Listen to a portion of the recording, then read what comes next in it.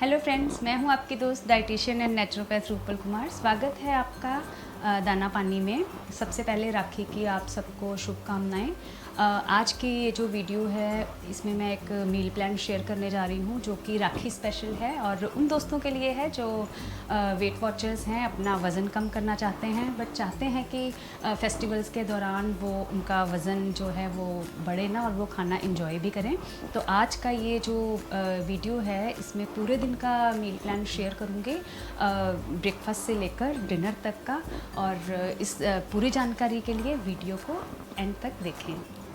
सबसे पहला जो आपको काम करना है, सुबह उठते ही 2 ग्लास पानी आपको कंज्यूम करना है। ल्यूक वार्म वाटर होना चाहिए और ग्लासेस थोड़े बड़े होने चाहिए। 250 ml का ग्लास हो तो ज़्यादा अच्छा है। आप 2 glass Luke warm water consume करेंगे। देन आती है मॉर्निंग टी। मॉर्निंग टी में आप क्या कर सकते हैं, ग्रीन टी भी ले सकते हैं या फिर रेगुलर जो टी होती है वो भी ले सकते हैं, बट मिल्क थोड़ा सा कम डालिए। और उसमें चीनी की जगह पे अगर आप स्टीविया या फिर कोई शुगर फ्री का यूज़ कर लें तो वो ज़्यादा अच्छा होगा। अगर आप चीनी का यूज़ करना चाह रहे हैं तो हाफ़ टी स्पून शुगर ही लें और उसके साथ बिस्किट्स वगैरह अवॉइड करें। बिस्किट की जगह पे आप 5 आमंड्स या फिर 2 वॉलनट्स ले सकते हैं। अब आती है बारी ब्रेकफास्ट की। तो ब्रेकफास्ट में आप क्या ले सकते हैं? ब्रेकफास्ट में आप थोड़ा लाइट ही लें। आप फ्रूट्स ले सकते हैं। फ्रूट्स में भी जो बहुत ज़्यादा शुगर रिच फ्रूट होते हैं जैसे कि मैंगो है, बनाना है, शरदा है, कीवी है, इन फ्रूट्स को अवॉइड करें। और जो भी आप बाकी फ्रूट्स हैं वो ले सकते हैं बट उनकी क्वांटिटी का ज़रूर ध्यान रखें क्योंकि हमें मेन पोर्शन साइज़ ही कंट्रोल करना है और कंट्रोल करके हम अपनी कैलोरीज़ को मैनेज कर सकते हैं। तो आप कोशिश करें कि जो भी फ्रूट लें 200 ग्राम से ज़्यादा नहीं होना चाहिए। अब बारी आती है मिड मील की। मिड मील क्या होता है? ये लंच और ब्रेकफास्ट के बीच का मील है। इस मील के दौरान आपको एक बहुत ही स्पेशल इंग्रेडिएंट लेना है क्योंकि अब लंच में आप हैवी मील यानी कि राखी स्पेशल मील खाने जा रहे हैं। तो उसकी फ़ैट को मेटाबोलाइज करने के लिए आपको लेना है 1 टीस्पून इसबगोल और उसके साथ लेना है 250 ml वाटर। इसबगोल को आपने वाटर में घोलकर नहीं पीना है। जस्ट पहले आप इसबगोल अपने मुंह में रखिए और उसके बाद वाटर के साथ उसको अपने पेट के अंदर ले जाइए। अब हम आते हैं मेन मील पर जो कि हमारा राखी स्पेशल मील है।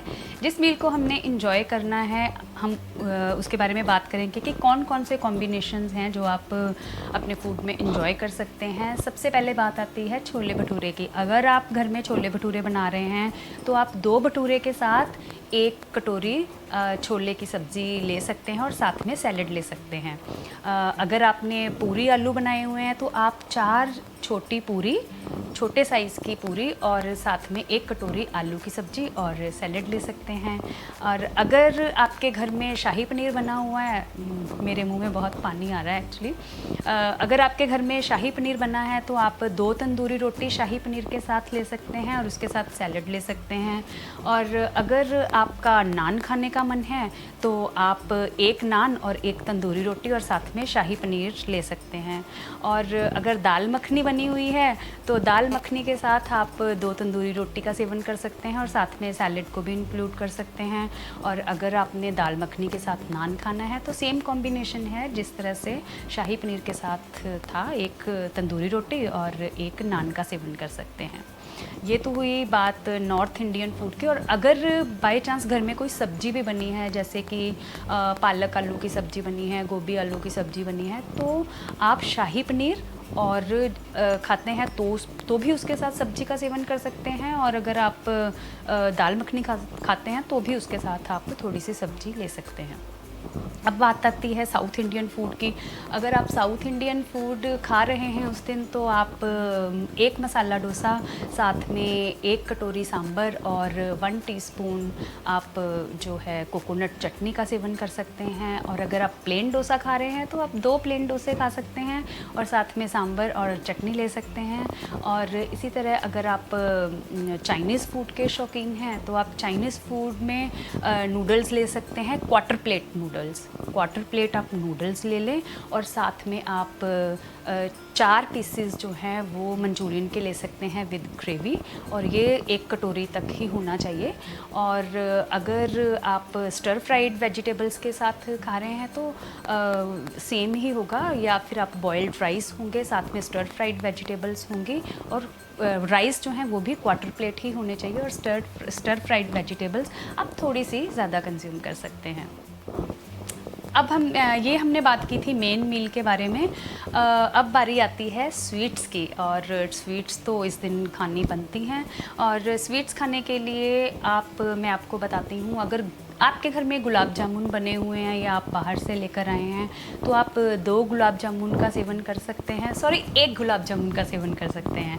अगर आपके घर में रसगुल्ले आए हुए हैं या आपने बनाए हुए हैं तो आप 2 रसगुल्ले खा सकते हैं। अगर आपके घर में हलवा बना है, चाहे वो सूजी का है, दाल का है, वॉटेवर, तो आप 50 ग्राम तक हलवा जो है वो कंज्यूम कर सकते हैं। अगर आइसक्रीम बनी हुई है तो आप 1 स्कूप इस आइसक्रीम का खा सकते हैं। और अगर आपके घर में ब्राउनी है या फिर कोई पेस्ट्री है तो आप उसका 1 पीस ले सकते हैं। और मेन मील में हमने पिज़्ज़ा की बात नहीं की। अगर आप पिज़्ज़ा खाना चाहते हैं उस दिन तो आप 2 स्लाइसेस पिज़्ज़ा खा सकते हैं और साथ में स्वीट्स भी ले सकते हैं।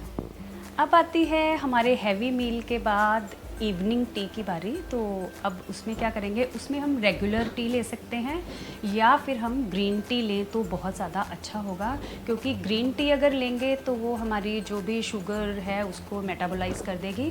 और इसके बाद आती है डिनर की बारी, और डिनर में हमें बिल्कुल लाइट ही डिनर लेना है।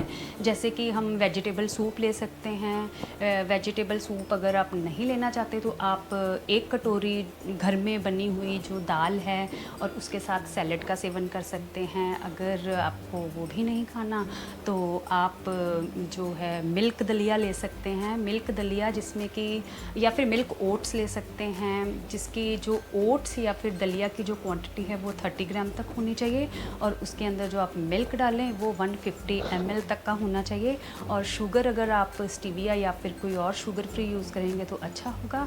अगर आपको वो दूसरी शुगर फ्री नहीं पसंद है तो आप उसमें ½ टीस्पून शुगर भी डाल सकते हैं। और रात को सोते टाइम जास्मिन टी अगर आपके पास है तो उसका सेवन ज़रूर करिए। अगर जास्मिन टी आपके पास नहीं है तो ग्रीन टी का सेवन तो आपको करना ही पड़ेगा।